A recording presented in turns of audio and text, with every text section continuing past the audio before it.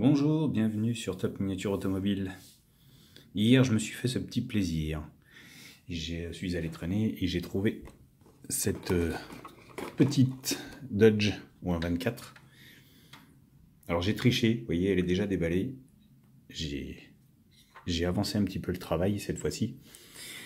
C'est la Dodge 68 de Fast and Furious 9. Alors j'ai pas vu le film, mais j'ai vu que la voiture et je ne pouvais pas rester comment dire, sans acheter cette petite voiture qui m'a tapé dans l'œil.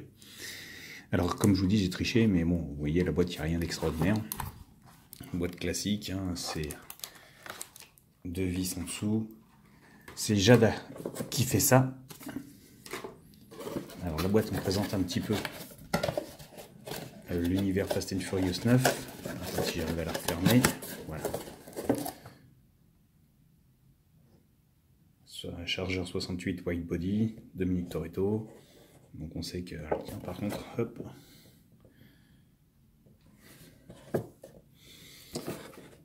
À l'arrière de la boîte, on présente quelques voitures de la collection, quelques voitures du film de la série du 9, à savoir le Jeep Gladiator, la Toyota Supra, la Lycan Hypersport, et je ne sais plus trop lesquels. N'ayant pas vu le film, je ne peux pas vous dire. Moi, ce que je sais, c'est que la Dodge m'a tapé dans l'œil. Voilà. Et alors, ceux qui ont vu le film, bien sûr, peuvent la reconnaître facilement. Ceux qui ne l'ont pas vu, bah, je vous la présente. Cherchez sur Internet, vous allez trouver des dizaines et des dizaines de photos. C'est une voiture à la fabrication qui a coûté 1 million de dollars en vrai. Alors chez Jada, je ne sais pas combien ça coûte pour faire une miniature, mais c'est une voiture qui a vraiment été conçue exprès pour le film. Alors il y a eu une reproduction qui a été faite. Elle s'appelle El Cachas, H-E-2-L-C-A-C-I-O-U-S.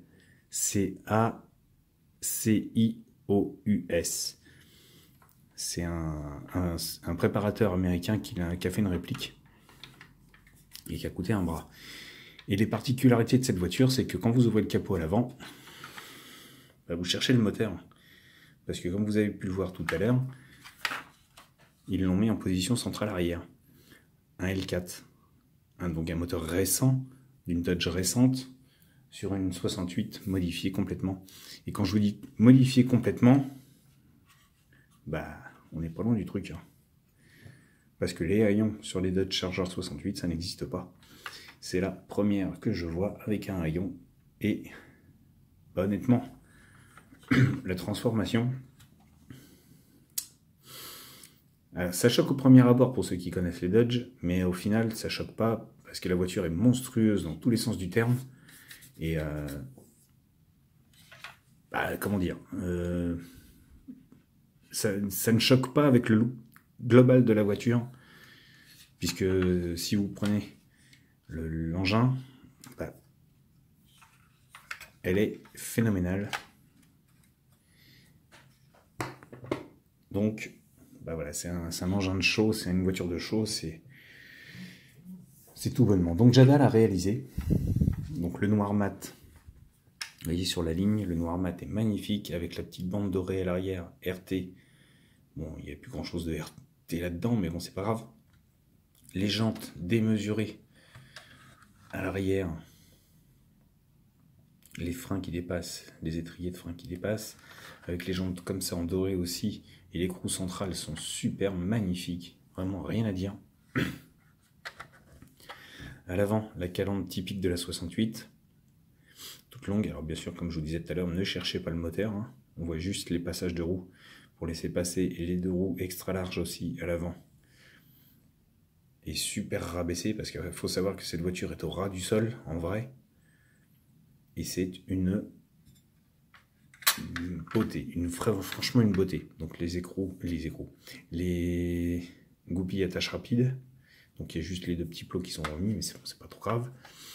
Du fait qu'ils ont foutu le moteur à l'arrière, et ben le réservoir il a fallu le mettre quelque part. La trappe à essence se retrouve ici, et on suppose donc que le réservoir est sous le capot. On ne le voit pas, mais c'est pas grave.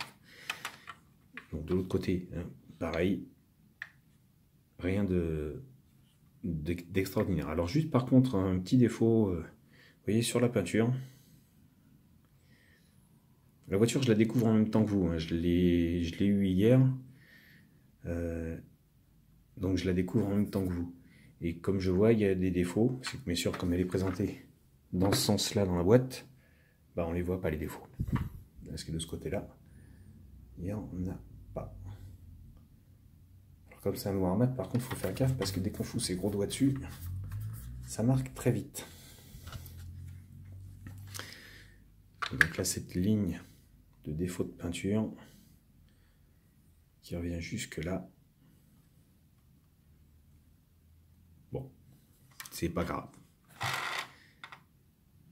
Et donc quand on arrive sur l'arrière, effectivement, on voit le moteur L4. Donc le moteur L4, c'est le moteur le plus puissant hein, chez Dodge, chez Chrysler, qui a été monté en position centrale arrière. Alors quand vous prenez les photos sur YouTube, hein, vous avez tous les détails de la mécanique du train arrière. Et là, ils ont quand même voulu exprimer un petit peu la férocité de la voiture en montrant... Alors ça reproduit vraiment... Alors vraiment, non. Ça reproduit l'arrière de la voiture avec quelques détails quand même. Mais si vous prenez les photos, il y a bien sûr beaucoup plus de détails que ça. Et là, les radiateurs, comme vous pouvez le voir, il y en a une multitude. Mais la voiture par elle-même, c'est un monstre. Allez voir, moi je vous le dis, je vous le conseille. Parce que c'est comme ça que je l'ai connue, puisque je n'ai pas vu le film. Et quand j'ai vu qu'elle existait au moins 24, il a fallu que je la cherche. Alors j'ai cherché, et puis je l'ai trouvée hier. Je l'ai trouvée à 20... alors je ne sais plus, 24, un quelques. Donc j'arrondis à 25. 25 € pour du Jada. Voilà, Made in China, bien sûr. Bon, ça on s'en fout, c'est pas grave. Mais il me la fallait. Alors je l'avais déjà croisé sur le Bon Coin et sur eBay. Mais là par contre à des prix, comment dire, trop exorbitants et beaucoup trop cher pour moi. Mais elle est magnifique. Alors quand on prend l'arrière de la voiture, on retrouve l'arrière typique de la 68, avec les 4 petits feux ronds. Alors bien sûr c'est une amélioration de la voiture, hein, mais le plus gros détail reste quand même la modification, le moteur en position centrale arrière. Et quand on la regarde du dessus, eh ben, on se rend compte qu'elle a été un petit peu bodybuildée. Donc c'est une Dodge Charger Wide Body. Elle super large pour pouvoir laisser passer les énormes roues et de la poser par terre au maximum. Elle est tout bonnement magnifique cette voiture. Alors ensuite quand on passe à l'intérieur, alors là par contre ça ne retranscrit pas vraiment l'esprit de la voiture, puisque on est sur une base jouet ou un 24, c'est compliqué, mais on n'a pas la férocité du tableau de bord qu'on peut avoir dans l'original, dans la vraie. On a les deux sièges baquets, eux qui sont là. Le tableau de bord, lui, n'est pas aussi féroce qu'il devait être présenté. Et derrière, puisque donc on est sur une 2 places, il y a une cloison par feu entre le moteur et l'habitacle, avec une vitre qui sépare le compartiment moteur, parce que ça doit faire un barouf pas possible là-dedans. C'est énorme. Alors sur la vraie, vous avez un arceau-cage qui est percé. Alors on en voit une partie juste ici, qui est percé sur la voiture et qui est beaucoup plus beau en vrai qu'en miniature. Bon, c'est pas... Là on a juste vraiment le tour de l'arceau, mais bon, c'est une voiture au 1.24, hein, faut pas non plus trop en demander. Je pense que s'ils avaient voulu faire une voiture hyper détaillée, ils y auraient fait, mais ça n'aurait pas coûté 25 €. L'esprit général de la Dodge est là, si on regarde bien. puisqu'on se retrouve quand même avec une voiture qui, d'un côté, garde ses proportions, mais qui, de l'autre côté, est complètement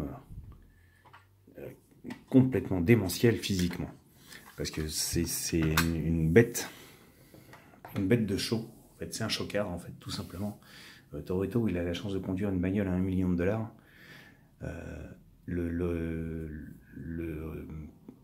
Ah merde, je trouve plus le nom. Comment il s'appelle le préparateur qui a réalisé la réplique. C'est pareil, je me rappelle plus le nom, je l'ai plus comme ça. On a fait sa réplique à lui, c'est pareil, elle a coûté une blinde. Donc ça fait presque $2 millions pour 2 voitures. Mais au final, on a une voiture qui est exceptionnelle, qui sort du lot et qui est magique, monstrueuse, énorme, enfin tout ce que vous voulez, quoi. Allez la voir en vrai, je vous dis, allez la voir en vrai. Ceux qui ont vu le film doivent connaître la voiture. Il va falloir que je me magne les fesses d'aller le voir, parce que bah, je le connais pas. Je me suis arrêté au 8, j'ai pas pu voir le 9 encore. Et puis bah, je vous dirai, une fois que j'aurai vu le film, je vous donnerai mon avis là-dessus. Mais là, on se retrouve avec une miniature qui est magnifique. Le noir mat lui va super bien. Les ailes élargies, bah, voilà. Même dans le NASCAR, ils n'avaient pas osé ça. C'est terrible. Mais alors, le haillon ouvrant avec la lunette arrière en une seule pièce, ça c'est... Et de mémoire, il me semble que la vraie est recouverte de carbone. De mémoire.